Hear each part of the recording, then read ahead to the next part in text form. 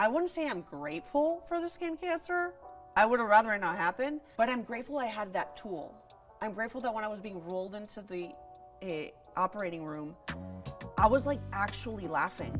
And it wasn't like a laughter that I was forcing. I just felt it was one of the funniest things that happened to me. It's ridiculous. Anyway, I'm grateful for it.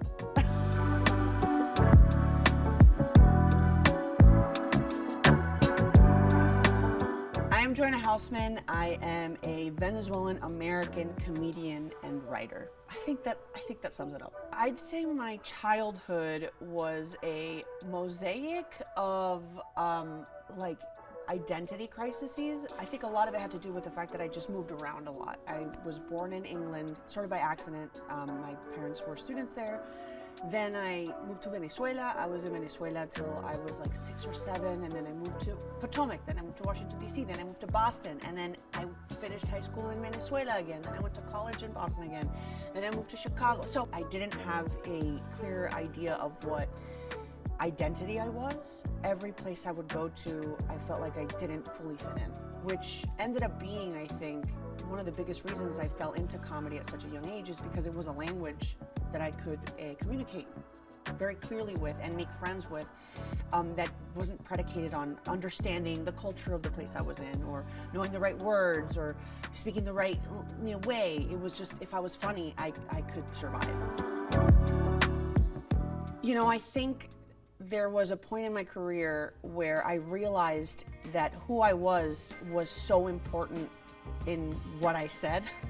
And I think it was around 2012 I started really embracing who I was, my Venezuelanness, my Jewishness, my neuroticness, like who am I? And I started doing stand-up in 2012. And stand-up, it's just you in front of a microphone and you have to like ingratiate yourself with the audience and also give them context for who you are so that they understand where the jokes are coming from. No matter what I do, whether it's writing for TV or doing a stand-up show or performing a character that's given to me, I always filter it through who I am and my point of view. So I'd say it's impossible to divorce who you are from comedy. I think it's important in understanding your voice. And then now, I've sort of evolved into being more of a television writer. I write for other people now. I don't just write for myself. I'm writing for different characters and different characters in different episodes and different characters going through different things at different times in the series. But it all sort of like harks back to the same things. Like I'm an actor, I'm a writer, and I'm a comedian, and I do all of those things every time I do each individual job. For example, I'm pregnant with my first kid. I want to become a mom. That's a big identity, and that's like a big shift in who I am. And at the beginning, I was like freaking out. I was like, wait, does that mean I'm no longer who I was? But I'm like, no, actually, this gives me such a different perspective and point of view in life that it's just gonna feed my comedy. Comedy feeds off of how you see what's around you. And so I'm looking forward to seeing how this makes me a better comedian.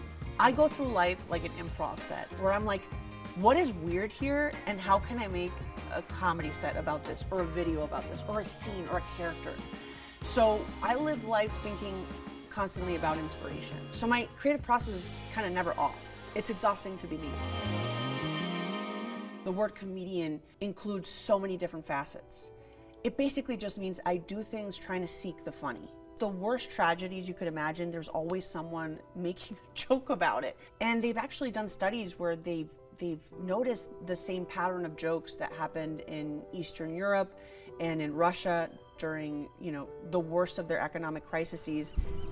And those jokes have sort of replicated themselves in places like Venezuela. I don't think that's a coincidence. I think comedy, sense of humor is a survival mechanism. And people that have gone through the most difficult things are usually the most funny.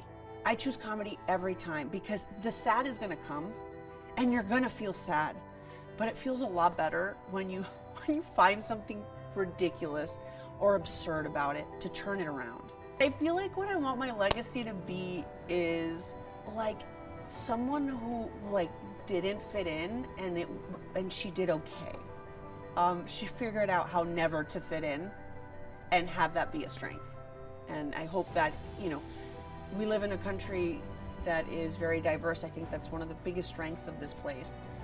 And diversity probably comes with people maybe feeling like they're being told they don't belong. I want people to feel like that is a strength, where you get a lot of material, whether it be for art or not.